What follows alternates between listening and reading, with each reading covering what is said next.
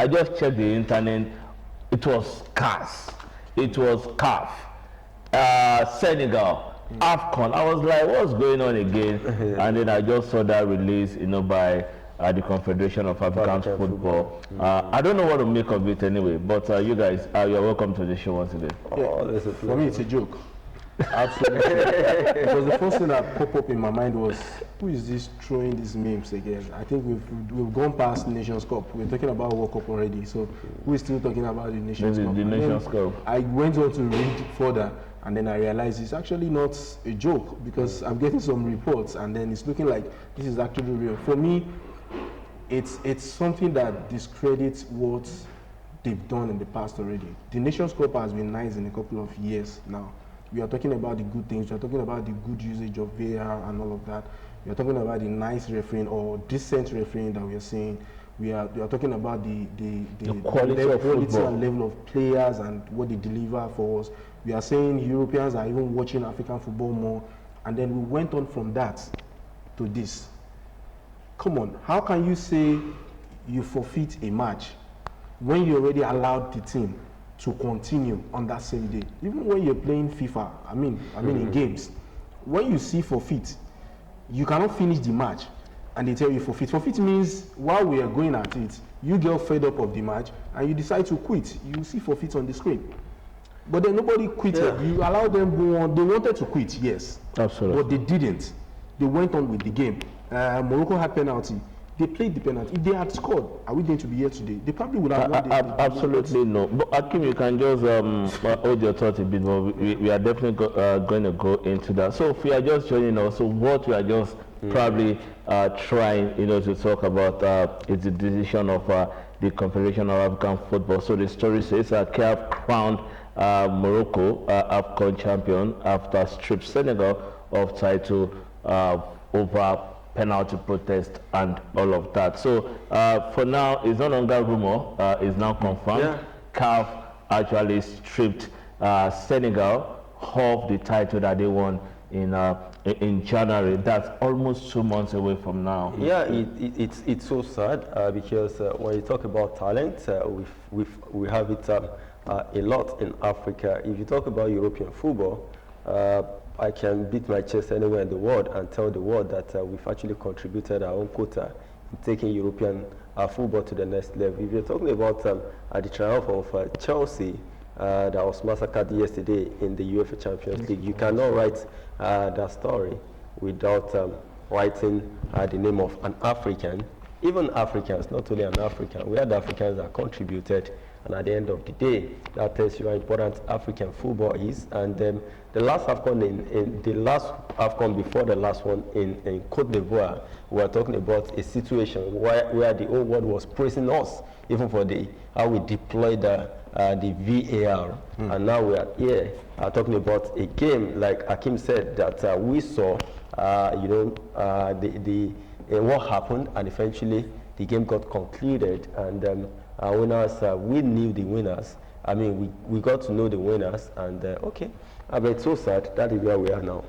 Okay, now I'll get you guys' thought on this, but let me quickly take the statement from CAF, released by social media yesterday. So the CAF Appeal Board decided in application of Article 84 of the regulation of the CAF African Cup of Nations AFCON, the Senegal national team is declared to have forfeited the match of the CAF Total Energy CAF African Cup of Nations 2025 in Morocco, with the results of the match being recorded as 3-0 in favor of the Federation Royal Moroccan de Football. Akim, the situation is still, all the talk is centered around the fact that this decision anyway, decision of Senegal to actually walk away, from the pitch, and CAF is now saying, according to the statute that actually govern this tournament,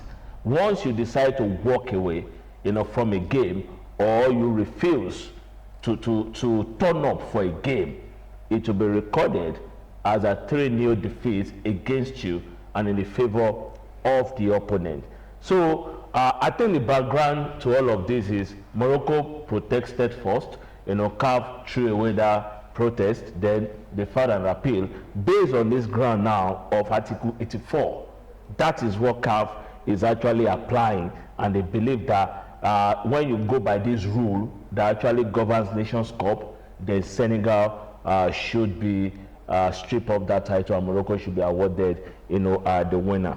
So you've seen it many times that people or elites will try to use a rule book to protect or to defend whatever contest they want us to accept. In this case, I think that's what is happening. I think forfeiting a match is what we popularly know as walkover. When teams don't show up, they'll say it's walkover, 3-0, right? This is not the situation. The situation of them walking away from the pitch, not completing the match, is also what we can use and say, okay, we forfeit the match because they didn't conclude it, right? Sometimes they don't complete matches because of probably the weather or what have you, or the other reasons. But in this case, it was almost as if we can easily say they wanted to forfeit the match, but eventually they didn't. Mane, for example, didn't leave the pitch, right? It was one of the football players that was on the pitch at the time. It was almost as if, okay, there is an issue on the ground, there are arguments, there are disagreements and everything, but then they were able to resolve it. The referee on the pitch at the moment decided that they should go on with the match. The referee is working for CAF, is he not? This rule didn't start after that final. It has been on ground. Are you telling me that the referee didn't know this rule, that they were not supposed to continue that match on that day? But if they had continued, if the referee said, okay, let's go on, we can actually continue, and the Moroccans decided also, or accepted, to continue the match, and then because now that it didn't favor them, because if they had won the match, we won't be here talking about anything. They won't be filing anything, and I don't even think, okay, maybe Senegal will still take their fine anyway. But then I think a fine would have been fine, because it was almost like there was an argument that was resolved. And then they won this trophy convincingly. I don't know how a Moroccan now will be proud that they've won the Nations Cup. And if I was a Senegalese, I would not even bother myself a bit. If they want to take the trophy, let CAF build another one for them. Now, Latif, this is where I found this decision funny. Just a couple of weeks ago, the judicial arm of CAF, talking about the appeal board, was actually, rejigged, kind of. We saw a whole lot of new people coming on board, a whole lot of replacements. Some people were asked to step aside. I'm trying to, obviously the president of the CAF appeal board is a Nigerian. We have somebody from I think from Namibia as well. Other guys Justice Rolly Daibo is a Nigerian and the president of the CAF appeal board. Then you also have another, the vice chairman is for Cape Verde, Faustino Varela. Then you have a Tunisian as well, Moise Ben Taha, a Tunisian being a member. Then Moses Ikenga in Namibia, also a member of the appeal board. Then you have another person from Mauritania, Mohamed Roble from Djibouti, and another guy from Togo as well. But now the whole talk is the appeal board that rejected Morocco's first petition. Some of them now, some of the members were changed. Now you have the new board coming on board, now trying as much as possible, to upheld their protest. When you look at the way this issue is panning out now, people are now beginning to say, is the decision to replace some of this member, is it to favor Morocco or what? I mean, I don't want to put words in your mouth, but I don't know what you think about it. No, the point is that there's no smoke without fire. If people are saying that this is what we feel, they have the right to say it, because people will also talk about the little drama that we saw as regards hosting AFCON and all of those things, and you are not having this. We've all said it. We saw the game.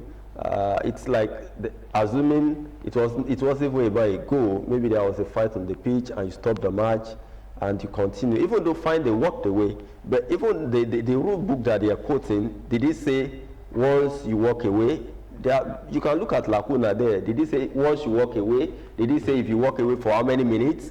You understand? These are things that are not there. Details. Walking away that would have been fine is that, okay, you walked away from the game. Didn't continue. They didn't walk away from the game. They walked away for some minutes for a certain decision, and they came back, and the game was concluded. A winner emerged, the trophy was handed, the ceremonies were held, and we moved on. Everybody felt it was done and dusted.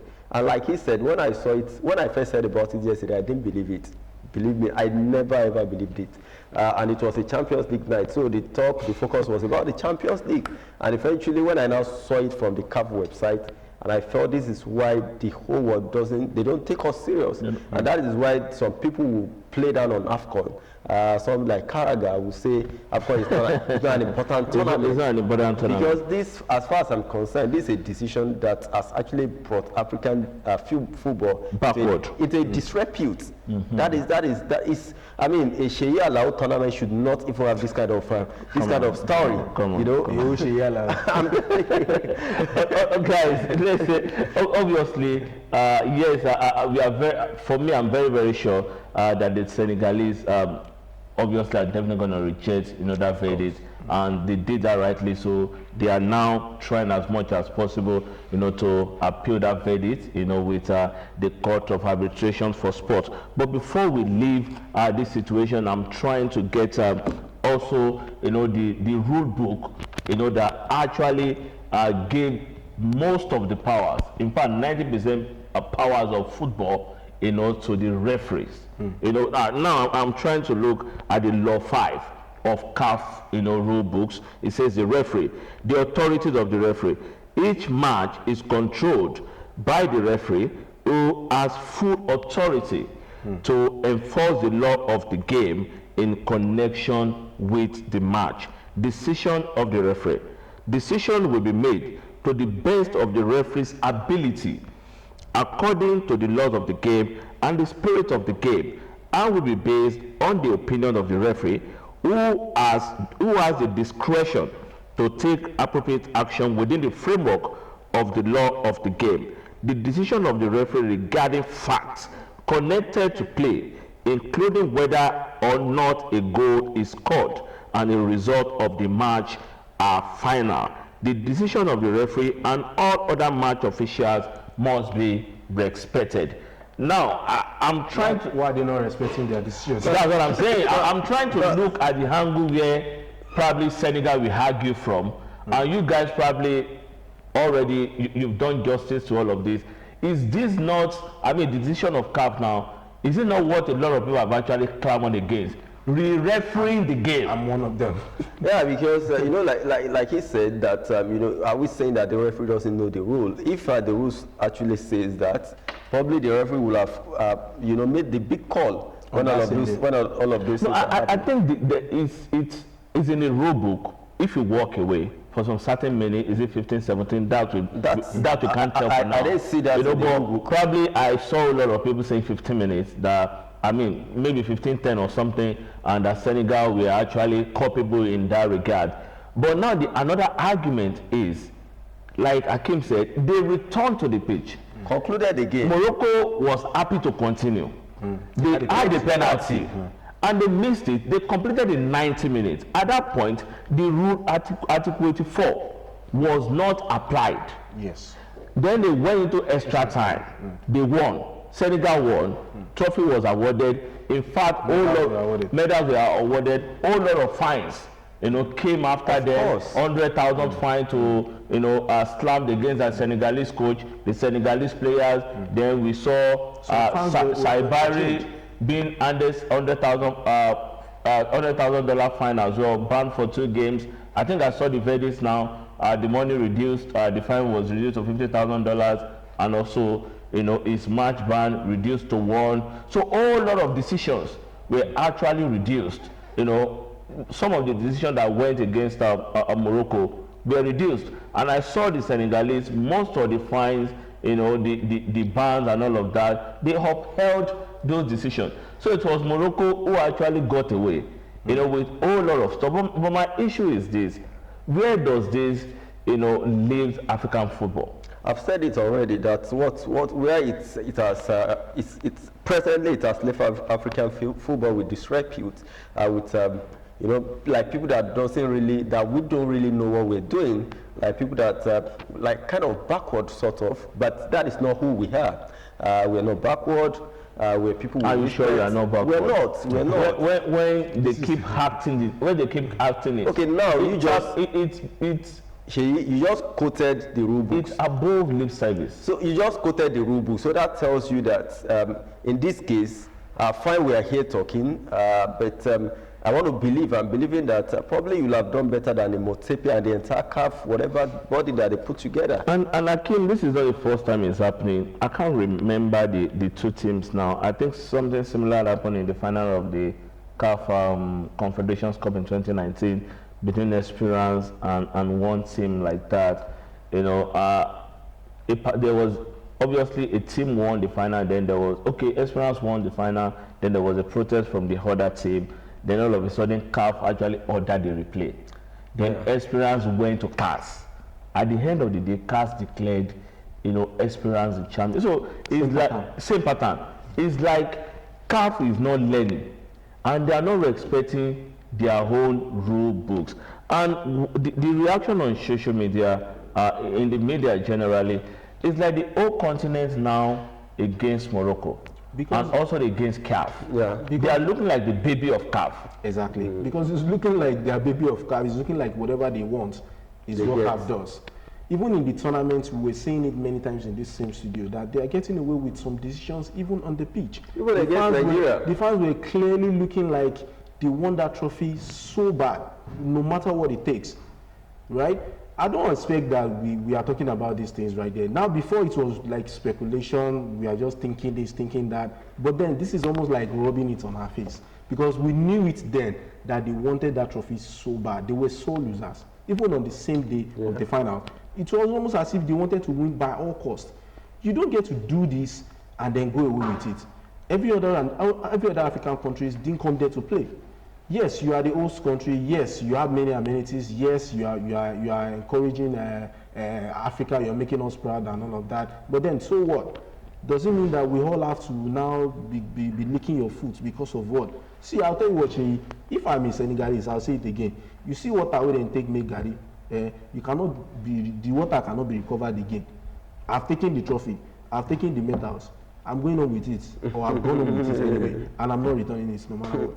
That may be pretty difficult anyway. But the point is, I'm not going to forget the fact that Senegal won the trophy. This, I'll forget it in maybe a year or two. Of course, for me, no matter what happens, Senegal, I believe we still go to CAS, which we all believe.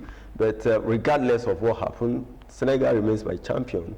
And they will forever remain so. Ivory Coast hosted, we saw them won. And we won fair and square. And you know, they deserved it and they got it against our own dear country. Against our own dear country. And nobody has any complaint to make as regards that particular game. So why must it be at all costs? I said it during the last AFCON. Morocco, whether we like it or not, good team, good players, Diaz of this world, Akimis of this world, these are good players. These are players that are good enough to win a game within 90 minutes. So, I don't even like boardroom points and all of that, but it is what it is, guys. Let's see what CAS, we say regarding this. But I just love the fact that the Senegalese Football Federation actually responded swiftly, so they are heading to CAS to actually appeal that decision.